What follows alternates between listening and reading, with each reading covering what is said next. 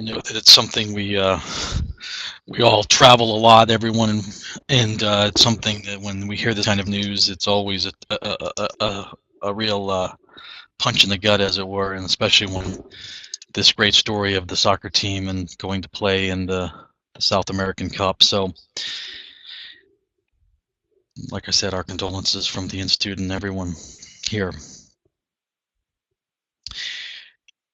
Well, we do want to talk about some other news in Brazil, and fortunately this is a much more positive story and more positive narrative emerging in the last few weeks and months in Brazil.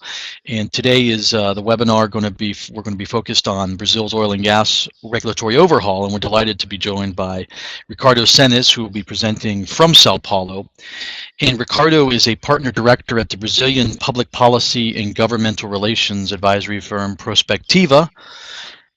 And he has a PhD in international relations and MA in political science from the University of Sao Paulo, an undergraduate degree in economics from the Pontifícia Universidade Católica de Sao Paulo.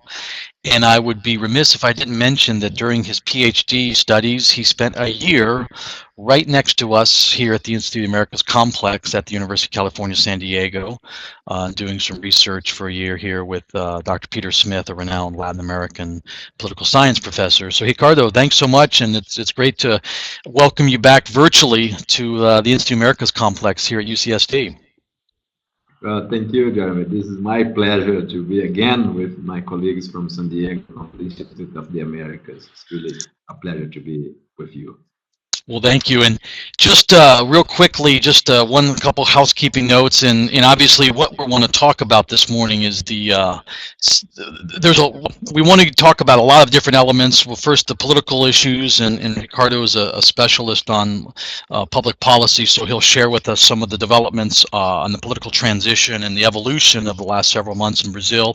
Obviously, the issues with the government in terms of Dilma Rousseff and now Michel Temer. That's a lot to understand, but more importantly, we're going to get into the changes in laws in some of the what I'm calling the overhaul of the overhaul, and specifically the changes to the oil and gas upstream and regulatory framework that were put in place during the Lula government and followed up in the Rousseff government, and now there has been a significant amount of legislation and some actual laws put in place to, like I said, overhaul or reverse some of the restrictions and some of the regulatory elements pertaining to Brazil's pre-salt, the role of Petrobras, and there's also some serious debate going on over the local content, the national content question. A lot of these have had major impacts in the investment climate in the upstream in Brazil, of course, at the same time that there's been strong international price headwinds when it comes to oil. But real quickly, before I turn it over formally to Ricardo, I want to show everyone the way we'll ask questions once we get to the question and answer session, and the way we run these webinars. For those of you who've not joined us before, right now I'm doing the formal welcome, and we'll turn it over to Ricardo for the formal main presentation. Then we'll save some time, about 15 minutes at the end, for a Q&A session. The Q&A is managed through the chat function. So if everyone sees there on the bottom of their screen below the agenda, you have a chat window, and I just posted the word question. So that's how we'll manage the questions.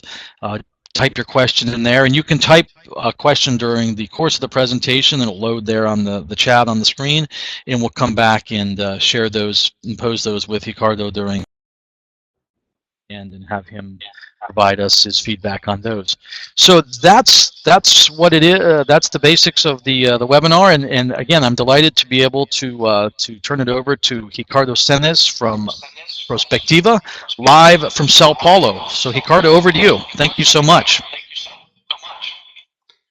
Thank you, Jeremy. Thank you, Jack. And thank you, the Institute of the Americas, for this discussion on Brazil, current scenarios, and focus on oil and gas. So I have two topics to discuss with you all. I will start with some issues related to the political and economic scenario, and after this I turn to the oil and gas sectoral trends. As the oil and gas sectorial trends has a lot to do with the recent change in the Brazilian political scenario, I understand it's very important to start giving some reference about the current situation of the Temer's administration, but not just the Temer administration, but all the context environment in Brazil. So let's start discussing. As you probably know, Brazil has a new president since the middle of this year. Is Michel Temer. He's the president of the Dilma Rousseff that was elected in 2014. We have Dilma Rousseff suffering an impeachment process for fiscal mismanagement, and the Congress has approved the impeachment of Dilma after 6 months, less than 6 months, was something like 3 or 4 months of investigation. In the end, the conclusion was Dilma has really made some mistakes or crimes during her second term as a president, and this keep his change completely the profile of the government, because even though Michel Temer was the vice president, he comes from a different political party and has different ideas about the current crisis in Brazil, and he has been implementing different policies. So, but besides this fact, I think there is there are some important structural facts that we have to consider, including to understand what is going on in the oil and gas sector. Let's start just given an important reference about the fragmentation political process in Brazil that we are very much concerned about. You can see in this chart how fragmented is the Congress in Brazil. Michel Temer comes from the largest political party, this PMDB in green in your chart. But as you can see, even though it's the largest political party in Brazil, continue to be very small in international terms. So he has a major challenge, a permanent major challenge, that's build a broad coalition to support his government. And this has a lot to do with the challenges and the difficulties to keep the government moving in a single and coherent direction, and including the oil and gas sector situation. Besides this very fragmented political system and the new president in Brazil, we are also facing a very deep economic crisis. Just to give a brief idea about this economic crisis, in our understanding, this crisis has 3 different pillars. One of them is related to the fiscal crisis. After 10 years of primary surplus in the fiscal balance in Brazil, including all the Lula's term and also the first Dilma's term and first Dilma administration, we start to face debt, a primary debt in the Brazilian fiscal balance in 2014. After these fiscal imbalance, or combined with this fiscal imbalance, we have an increase of the inflation in Brazil and a strong decrease in the GDP growth. So part of the current crisis in Brazil has to do with this mismanagement in terms of macroeconomic policy mainly during the second Dilma's administration. But besides this crisis, the fiscal crisis, we have another element in this crisis, that what we understand as the bursting of the 2 bubbles, sectorial bubbles. One would be the automobile industry, and second would be the housing industry. In these 2 cases, what happened is this sector was a very important target for industrial policy and credit policy in Brazil during the last 10 years. We had a huge increase in production capacity in these 2 sectors, but after this period of time, the adjustment in terms of the capacity of the market, the demand side, this very strong increase in the supply side was I think, part of the what we understand as a bursting of these bubbles.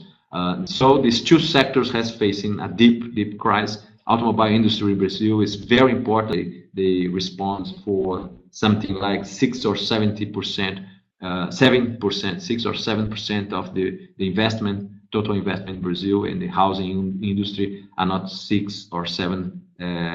That means together they represent 12 to 14% of the investment in Brazil. And besides these two pillars of crisis, we have a third one that drives us to the issue that we are about to discuss: oil and gas and all the infrastructure sector involved with that. So, but the case of the crisis in the oil and gas sector, in the construction sector, we have this very complicated issue related to the car wash operation, what was the major corruption scandal in Brazil that has been really affecting the capacity of the Petrobras, the most important company behind the oil and gas sector in Brazil, and also all the big companies related to the investments in oil and gas, that was the big construction companies in Brazil. So this third pillar that I will discuss a little bit more in a few minutes are a crisis related to the major issues of corruption in Brazil. This is not new, but what is new is the way that some areas of the Brazilian state decide to face and fight against corruption, and the result was a deep crisis in these sectors. So the new president, as I said, was able to build an important political coalition to support his government. You can see in this chart the size of his coalition that includes almost 18 different political parties. The major political parties in his coalition comes from the center and center right in terms of political spectrum, but he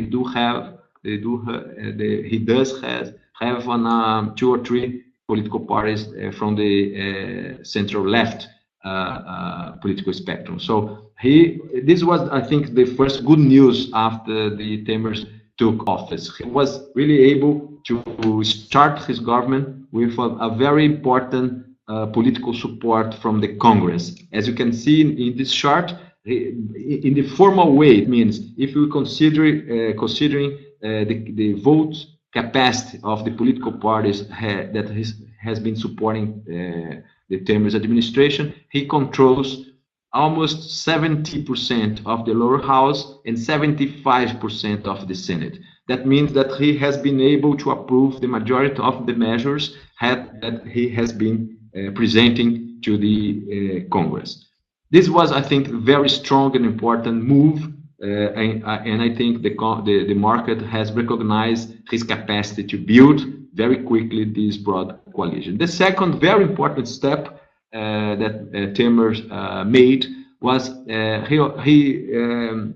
he built an important macroeconomic team, very united, very well coordinated, under the leadership of a very well-known guy in Brazil called Henrique Meirelles. The current Minister of Finance in Brazil, Henrique Meirelles, is a former president of the central bank in Brazil for 8 years during the Lula's administration, the first and second Lula administration. But previous of that, Henrique Meirelles was the CEO of the Boston Bank and had several different international experience in the financial market.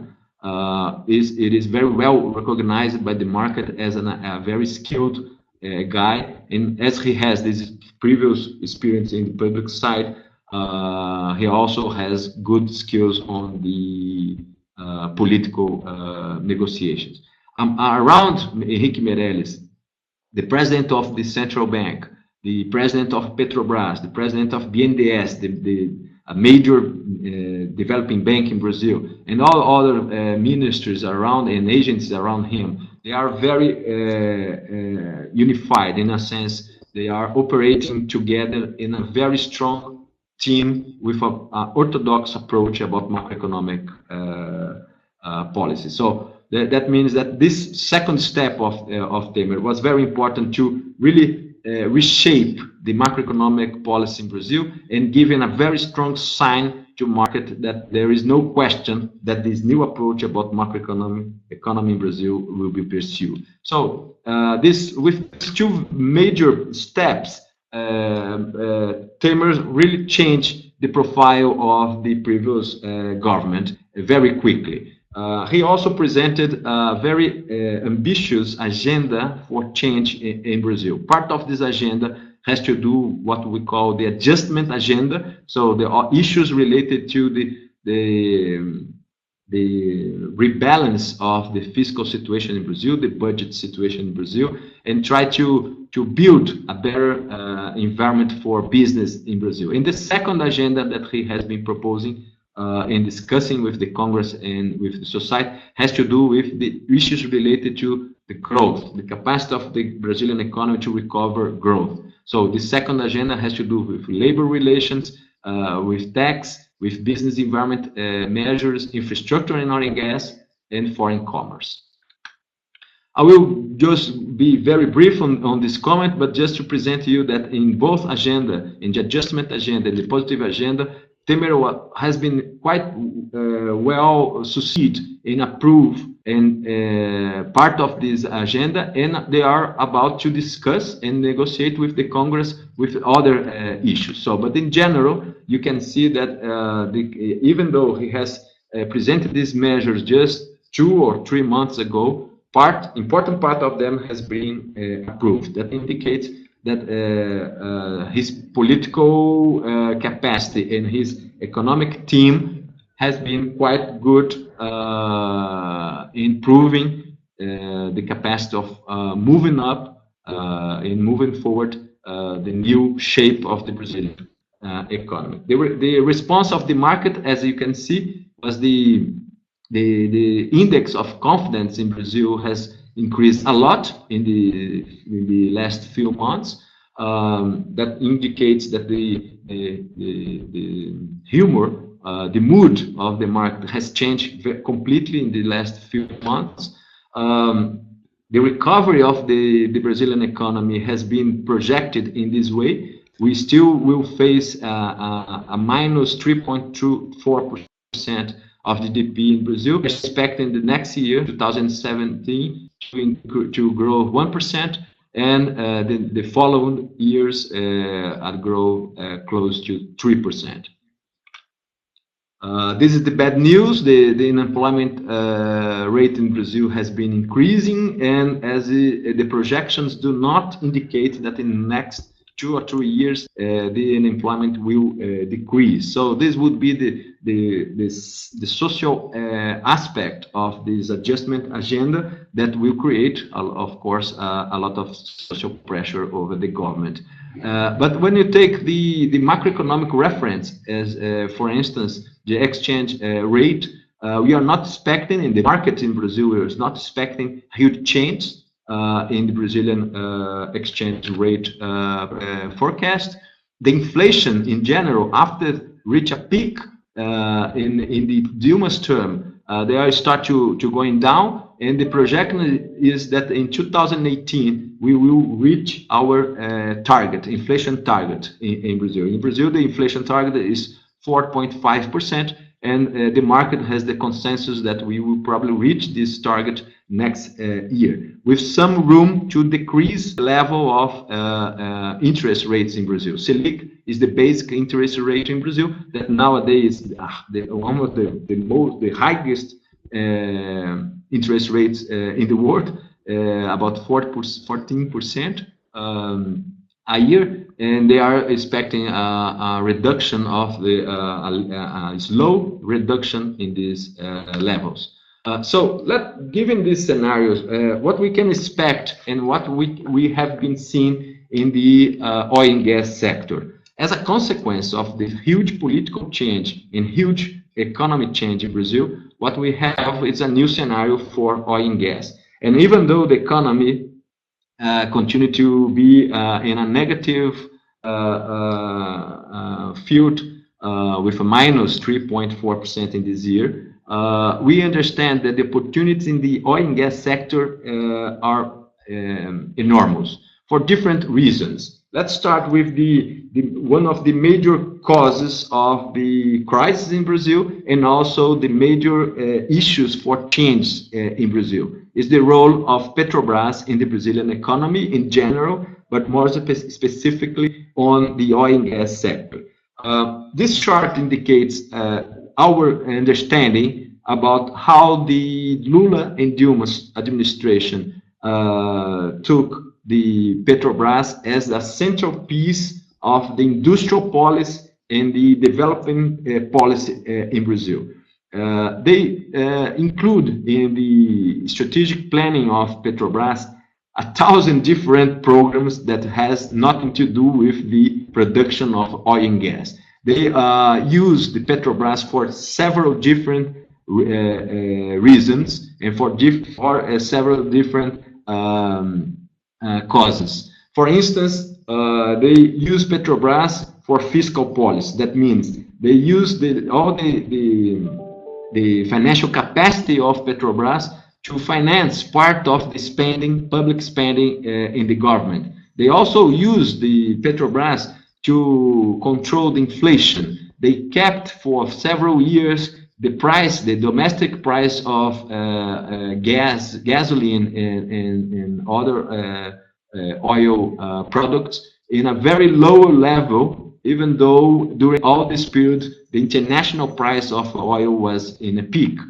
So they lost a lot of money, 1,000 of million and billion reais, in order to keep the inflation down, even though the international price of oil was very high. They also use Petrobras to foster several different sectors in terms of industry. They took the Petrobras to pay for all the investments on the equipment and machinery sector. They use Petrobras to foster the shipyard industry. They use Petrobras to foster and create in Brazil a platform industry and drilling industry. So they use Petrobras not just for fiscal and monetary policy, but as a development agency. So when you combine, and besides this, Petrobras should increase its production towards 2 million barrels per day. So they did part of that, of course. You probably know these numbers.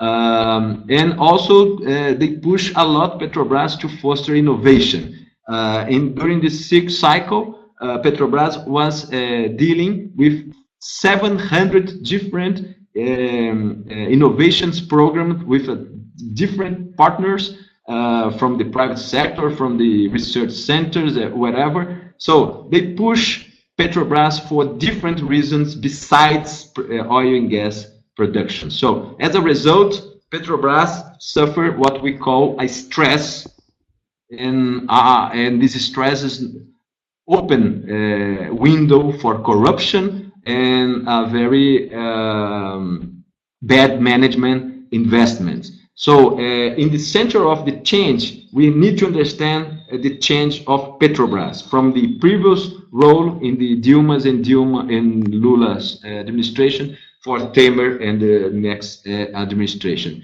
They put Petrobras in the middle of the developing project of Lula and Dilma, and we understand that Petrobras passed through a very stressing period, and they lost the capacity to continue to follow the same track that Petrobras has been following in the last 10 years. So, as Petrobras wasn't able to keep the investments necessary to the oil production in Brazil, mainly for the pre-salt, in the last 2 years, the government wasn't able to present to the market new bids. That's why we don't have new bids in Brazil in the last several months and years.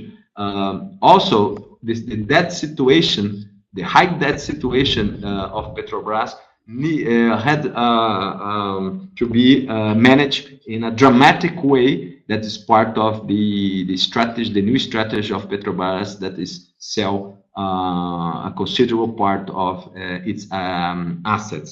But also, we have Petrobras in a new Petrobras managed for a new team of executives, not just from the executives that come from the private sector, but executives even from the Petrobras, but with a completely different mindset about the capacity and possibilities of the oil and gas sector in Brazil. So besides all the stress in Petrobras, we have a new approach about the economic measures in Brazil, and the oil and gas was chosen as a priority in a sense that they understand that the oil and gas sector can lead the recovery of the Brazilian economy in the next few years. That's why they are putting Petrobras, the reform of Petrobras and the reform of the oil and gas sector in the center of the growth agenda in Brazil. In the sectorial measures, we will indicate how they are preparing to put Brazil in a much more pro-market environment with a much more liberal regulatory policy, and try to attract foreign private companies to partnership with the government, with Petrobras, and private companies to make investment by themselves in this new scenario.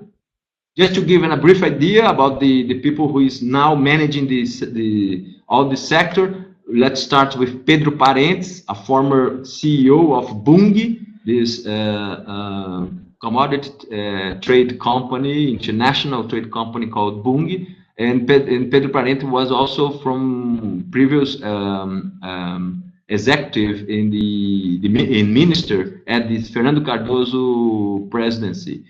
So he's also quite well known in the private market when he was part of the financial and the bank system, the bank sector in Brazil. Now he's the president of Petrobras in presenting a completely new strategy for the company. And also we don't have yet the name of Décio Oddone being approved by the Senate, but he has been nominated for the National Oil Agents, what we call ANP, is the National Regulatory Agency in Brazil for oil and gas. Décio has a large experience in the international sector of oil and gas. He has experience in Argentina, in Africa, and Bolivia, etc. He's a former Petrobras manager. He knows a lot the sector, and now he has the agenda to change completely the approach of the Brazilian government to the regulatory framework. His mandate is to open this market for the international market and for the private market. The new Minister of Energy and Mines is Fernando Coelho. He's also very deep committed to this change, and Luis Augusto Barroso, a guy who's now is the president of the Energy Research Company. He's a very important think tank from the government to design the future of the energy sector in Brazil. He has a background in the private sector and very capable in terms of helping the government to negotiate and to implement these measures. So the two major changes that we has already seen in Brazil, this is just part of the change that we are now being discussing in the Congress, was first, the change on the pre-salt law. The Congress has already approved legislation that changed the way the Petrobras must participate in all the pre-salt investments. Previously to this new law, Petrobras must be the leader of investments in pre-salt, and this, besides being a leader, they should have at least 30% of the investments. That also put Petrobras in the center of the operational side of all new investments in pre-salt area. Now we have this being removed. That is important for the market, that now the private companies lead all these investments. Besides the flexibility of Petrobras participation, we have approved a new legislation that we call, I don't know if it's a good translation, that we call in Portuguese, unitization of the oil and gas fields. That means we allowed by this law that the companies can explore the areas around the current fields that they has already bid. And this new regulation in our forecast, in our projection, will increase somehow in about $120 billion in terms of investment in the current oil and gas fields that we have in Pre-Salt in Brazil, just including these new areas around the current fields in the Brazilian Pre-Salt area. This was the first major change that we has already implemented. The second will be and has been the change in the local content policy. Part of this change can be made and has been made by the NEP, the National Regulatory Agency, and part of this requires new laws. So the both movement has been conducted by the new team, economic team in government. So part of the measures has already been implemented and part will be implemented, we understand, very soon.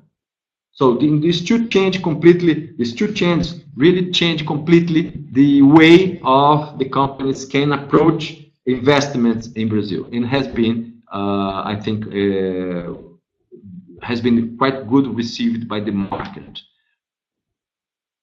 Petrobras, in order to recover its financial balance and its capacity to keep the investments that Petrobras continue to have, for this year we are talking about something like $9 billion in terms of investments. Even though all these crises and financial crisis behind the Petrobras situation, they continue to have a strong capacity to invest. Of course, completely different from the previous year, in which in the peak of the cycle, Petrobras has invested in just 1 year something like $35 billion. Now we are talking about something like $8 or $9 billion. Continue to be a very important size level of investment, but nothing to compare with what they had a few years ago.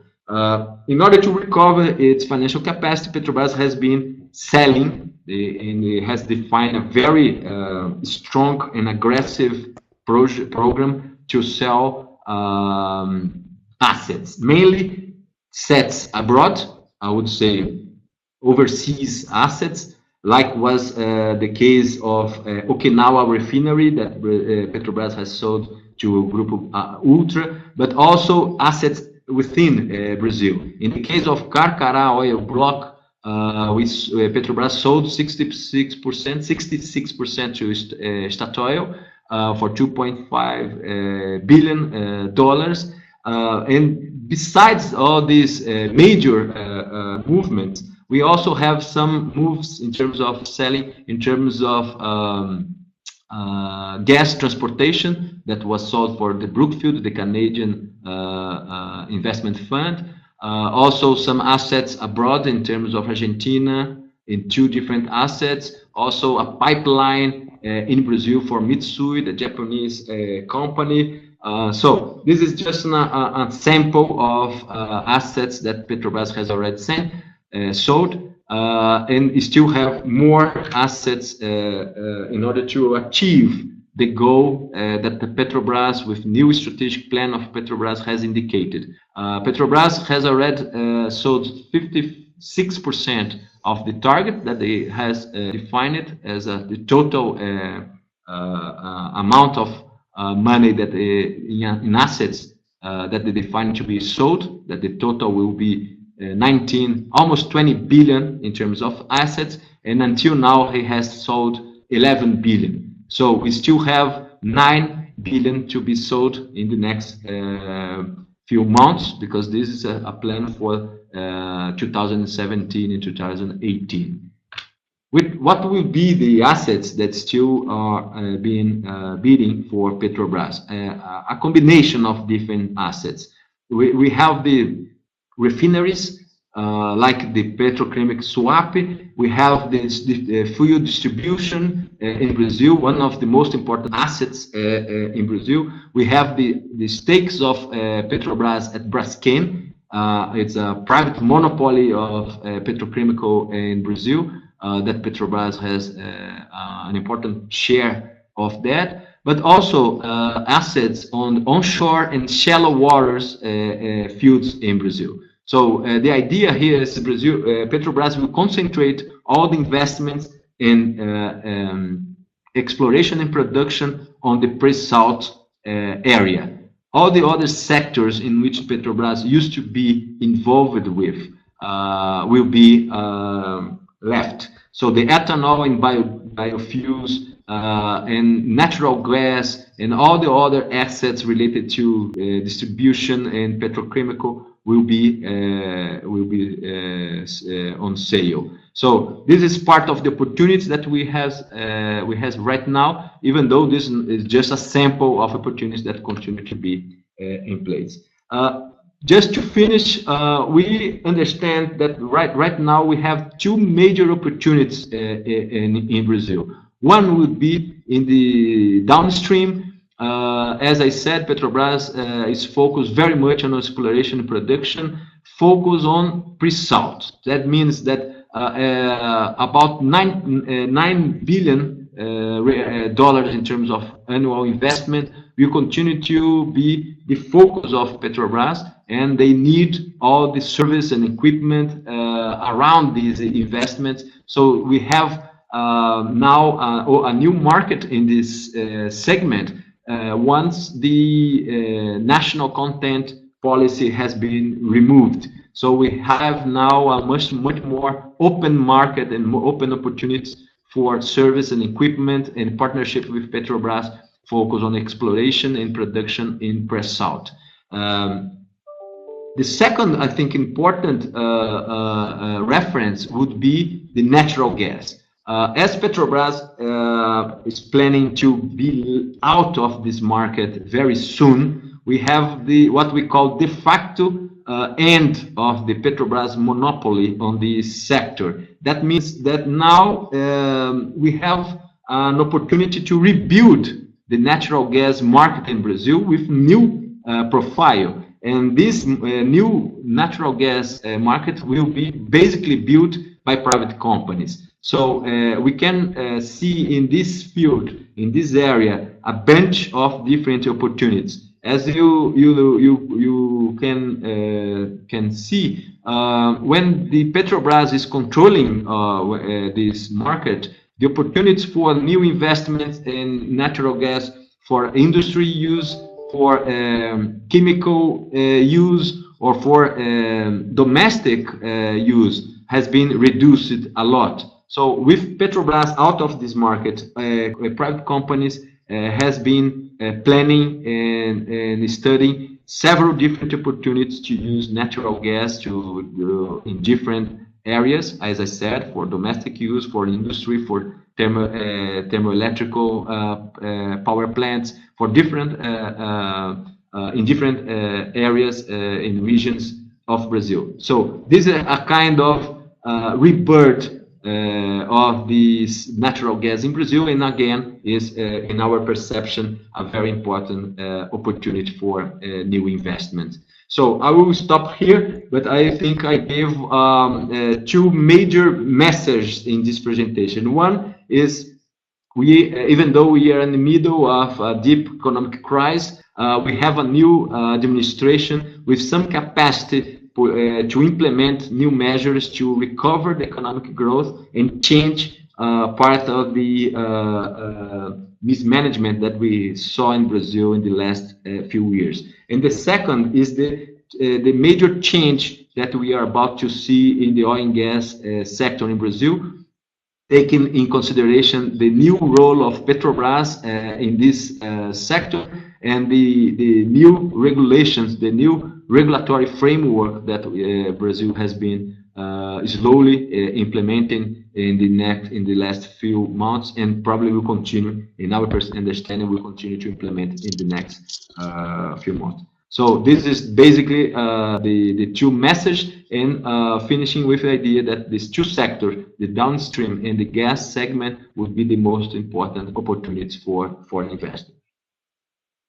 Thank you so much, Ricardo. Extremely insightful overview, and I have to say, I particularly enjoyed your slide about the Lula Dilma, where you had Petrobras, and you walked through how the governments of Lula and Dilma had managed and used Petrobras for a variety of tools beyond the core business for the company. So that was extremely insightful.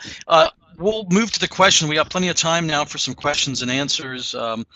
And just a reminder, we'll use the chat function here for folks to pose questions to Ricardo. I'll go ahead and. So there's the chat function, and while folks are weighing their questions and thinking about their questions, I just wrote Lava Jato there. And I want to start because you mentioned it, but only briefly. And I have to say I found that interesting in this entire context of the political situation, and you mentioned it as part of the issues. But where does that stand? Just in a short summary, has the dust more or less settled? Have everything that's going to happen in terms of prosecutions and unveiling of people involved in the scandal, has that sort of begun to resolve itself? And what does that mean for some of these opportunities you mentioned? Well, Jeremy, I think Lava Jato hasn't finished yet. The Lava Jato operation and the effects in the political side of the Brazilian society has not finished yet. They will continue in the next few months. We have several issues open in the public prosecutor office, in the Supreme Court. For sure, the Lava Jato operation will continue to affect the political dynamics in Brazil. I think you're right when we raise the issue of Lava Jato, because they can affect the scenario in Brazil. In general, I would say that they mainly Temer assistants and some ministers of the current government, the current administration, has been impacted for Lava Jato and will continue to be impacted in next future. We given or saying that, I'm not saying that a clear unstable political scenario is about to come in Brazil. Right? We understand that the peak of this process has already been passed. And even though we still have some issues to be some issue that we need to deal with. So even though the issue of Lava Jato continue to be in place, we are not seeing that they will change the scenario completely. So what related to Petrobras, I would say that Lava Jato wasn't the major problem of Petrobras. Even though Petrobras was in the middle of this issue, Petrobras, the crisis of Petrobras that we are facing right now has just little to do with the Lava Jato. Lava Jato has been impacting a lot the political system, but in terms of Petrobras, in our understanding, would be the stress situation the most important element that will really destroy the financial capacity of the company. Excellent. So it's beginning to be put in the rearview mirror, but to your opinion, shouldn't materially affect some of these opportunities, particularly downstream in the gas segment, as they pertain to the sector in Brazil. So. Speaking of gas, we have a question here from somebody. When do you expect the new regulations for the gas market to be published, considering Petrobras won't continue to have a de facto monopoly? So if you could walk us through a little bit of where things stand in regulations for gas. Yeah. So we have a new law in terms of natural gas sector being negotiated in the Congress. But besides this, we have several small measures around this major piece of legislation that has clearly indicating that the Petrobras will be out of this market very soon, and that the market will be open for private investment. I would say that even though the regulatory framework is important for the new shape of the natural gas market, I think the single most important move would be Petrobras selling all the assets on the natural gas sector. So when Petrobras is out of this market, the capacity of this market to work as a free market environment will be much greater. So I understand the question about the legislation and the new regulation, but I would say that the most important move would be seeing Petrobras really selling all the assets on this segment.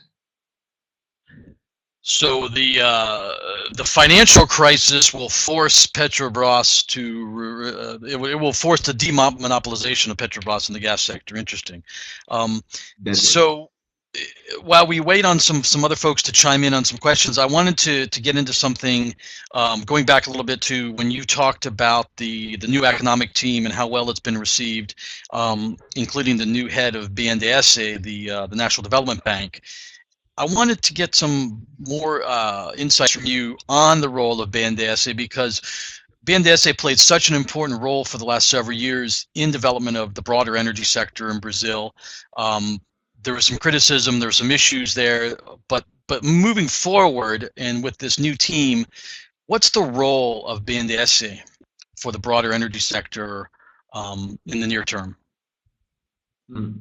Quite good question, Jeremy, because I would say that besides Petrobras, BNDES would be the agency, the government agency that will most be affected by a strategic changing. So, as you said, BNDES, together with Petrobras, I think was the two most important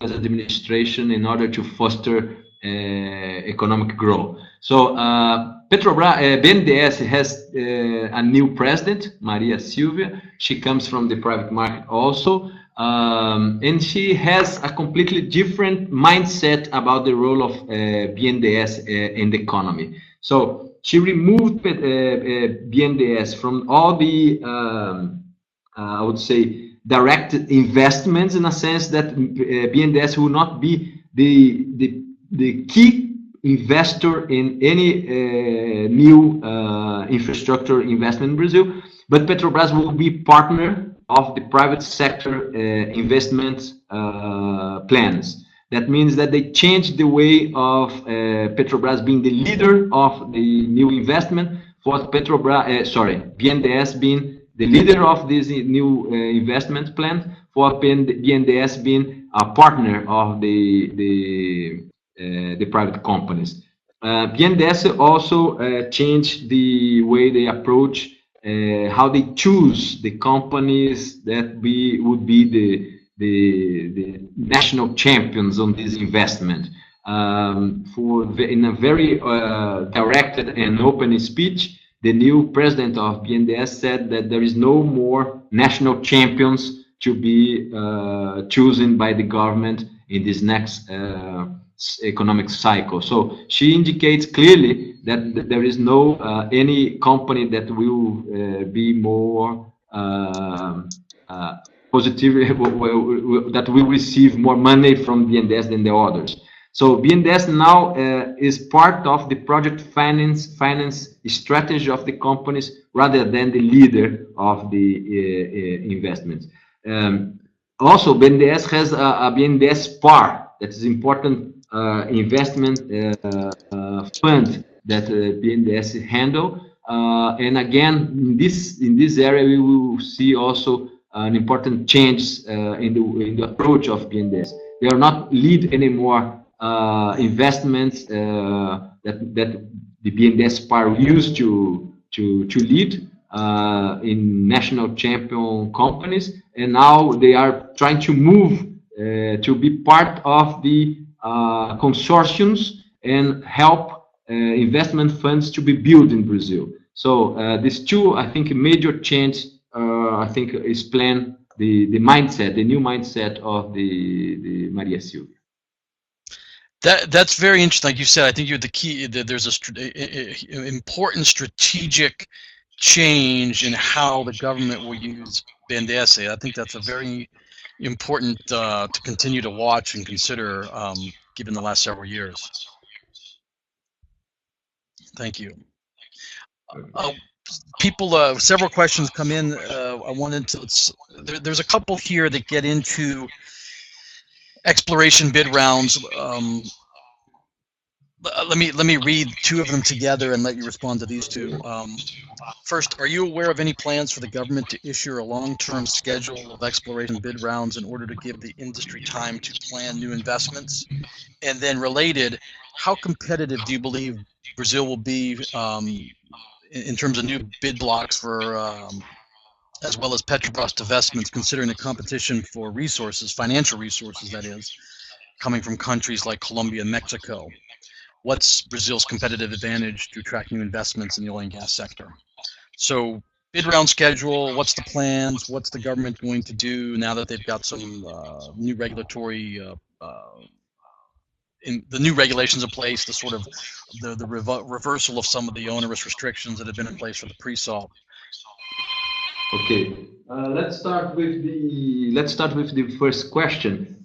We have the next bidding rounds expect to be in July 2017. That means that we do have the same expectation that the question raised, that the new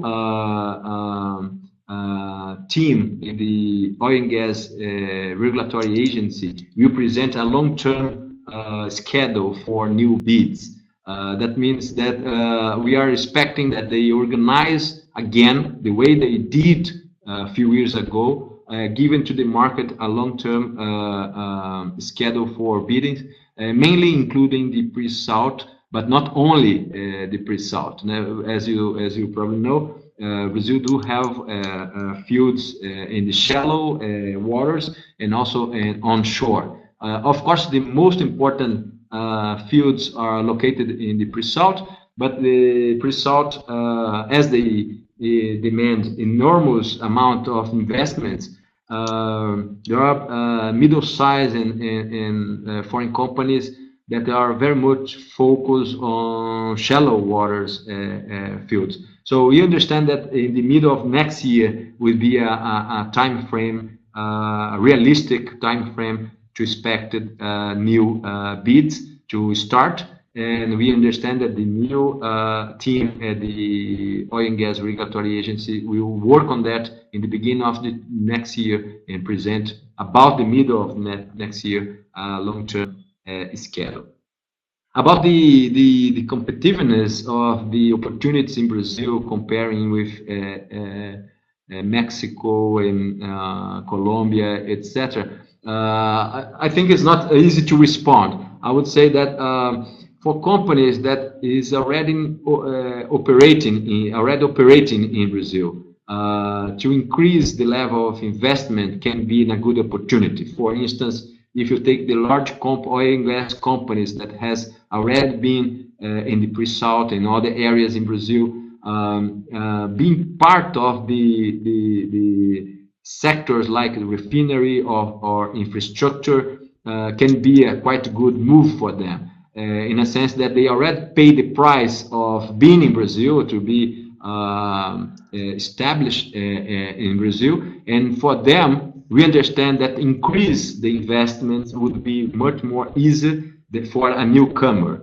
So in this case, we understand that the most important players for the major investment in Brazil would be the companies who is already around Brazil. Of course, that doesn't mean that this company will make the investment by themselves alone. Part of them operate in a consortium, in a joint ventures, investment plans and projects. So we are seeing that this for the major investments in the major assets, for the major assets that Petrobras is about to sell, the major players that is already established in Brazil in partnership with other companies will be, I think, the best players to take these advantages of in opportunities in Brazilian market. But besides that, we have a bunch of opportunities for middle companies, both national and international companies, for onshore investments in shallow waters as well. Mm-hmm. No, and I would assume that would be part of the, like we talk about the long-term investment, the auction process. You'd have pre-salt auctions, and then onshore, on land auctions that ANP had been running for years until about 5 or 6 years ago. That's right. That's right. Speaking of ANP, you mentioned that Décio Doni, who by the way was during his time at Petrobras was a board member of the Institute of the Americas, so he's a good friend, and we're delighted to hear of his nomination. When do you expect the Senate vote? And will that, if the longer that takes, will that delay some of these other things you just got done talking about? Well, at first I didn't know that Décio Doni was part of the Institute of the Americas. What a good news! So we can have O'Donnell for the next call. So we hope. Yeah. So Jeremy, I think your question is quite good. Combining this answer with the previous one related to car wash operation, the Congress by now is very much focused on issues related to the major macroeconomic change in Brazil. So today we have a huge constitutional amendment being voting. That would be a cap. They are voting a new constitutional amendment that establish a cap for public spending in Brazil for the next 20 years. So it is a huge issue in Brazil in terms of really put in the Brazilian constitution a limit for public spending. We understand that this will be approved today. So as this kind of measure is so important, the Congress is completely involved in the negotiations around these major macroeconomic new measures, including some of constitutional amendment measures. So besides these major macroeconomic measures, we do have the Lava Jato issue. The car wash operation has been taking part of the energy of the Congress, and this also can postpone the timing for Décio Doni being approved by the Senate. Because in Brazil, as happened in US and other countries, the president indicate the name for the presidents of the regulatory agency, but this name must be approved by the Senate.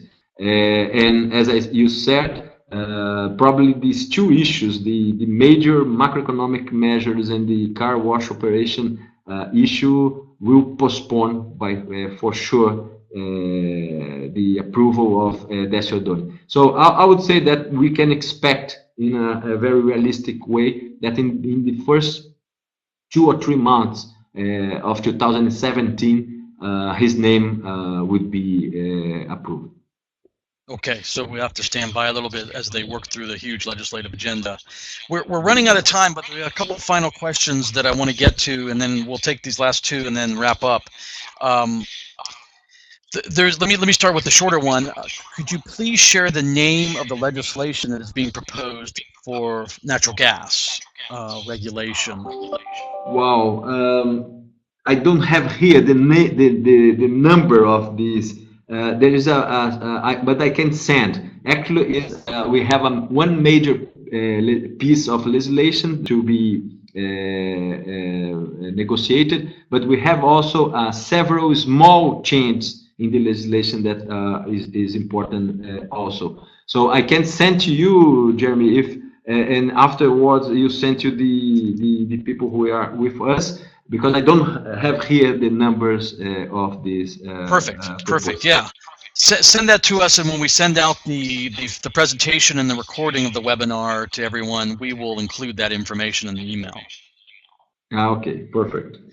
So somebody else snuck another question in, but let me take Anthony's question here that gets into the Sessao Onejosa, and hopefully you can unwind this a little bit. It's a complicated question in terms of how Petrobras will get this done, and so the question is whether Petrobras will experience serious problems developing these areas, given that they're still forced to go it alone. Hopefully you can unwind some of that so I don't take time reading the whole thing. Sorry, Jeremy. I think I'm afraid that I didn't understand the question. Okay. It says here on this, Anthony Venezia wrote here, on the Sessao Onejosa, the current law bars Petrobras from partnering with other firms. He anticipates a long slog through Congress on abolishing that, given how long it took the pre-salt bill to get approved by Congress.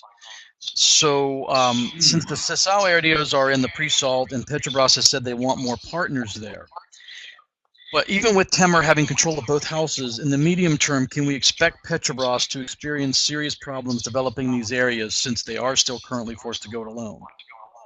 No, actually, the law that allowed Petrobras to move out from the pre-salt investment is already been approved. As I present to you, one of the assets that Petrobras has already sold is related to a field that Petrobras was operating with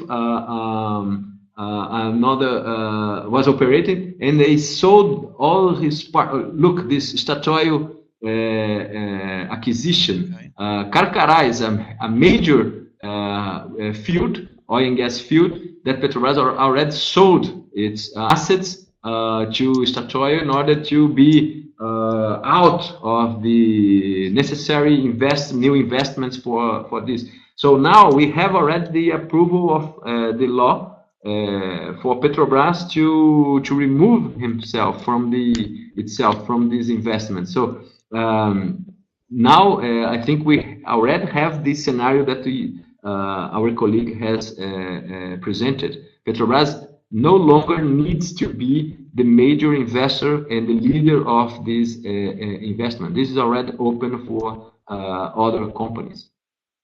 Excellent, perfect. And Anthony, if I didn't get that correct, or if you want to follow up, we can connect you two offline. Wrapping up, since we actually are over time here, but I want to get this last question in because I think it's an important one.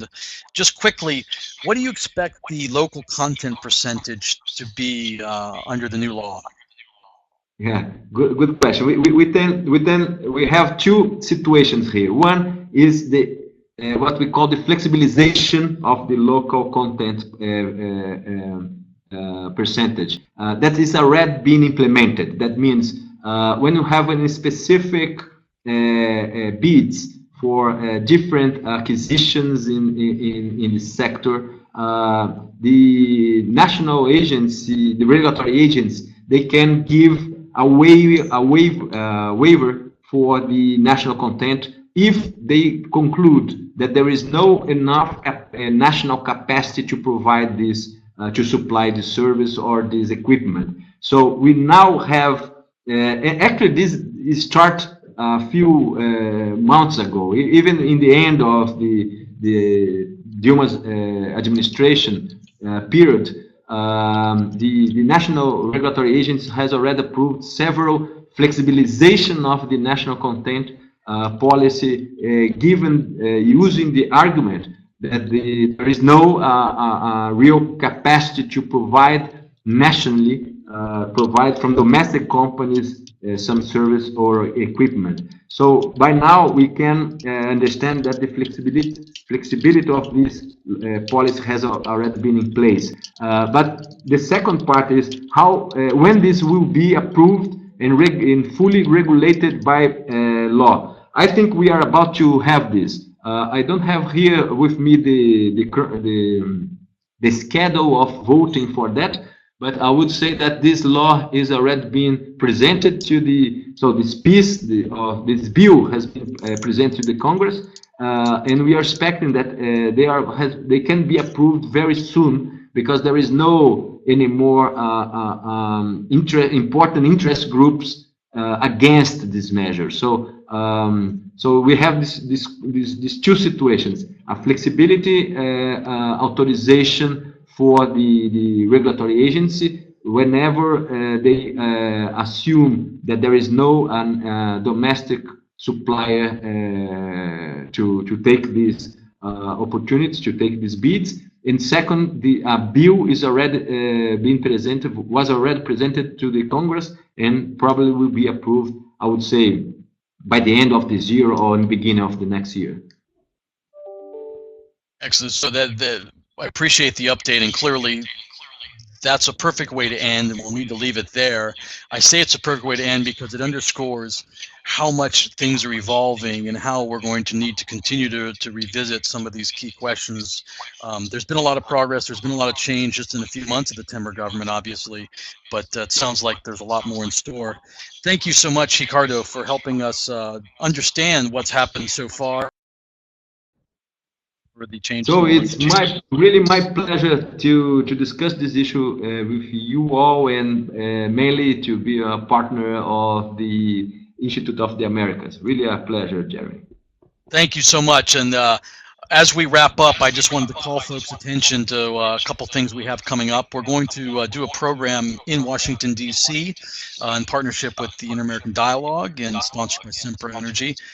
We'll have a morning panel, a couple of panels actually, discussing energy trade and cooperation between the United States and Latin America during this political transition underway in Washington.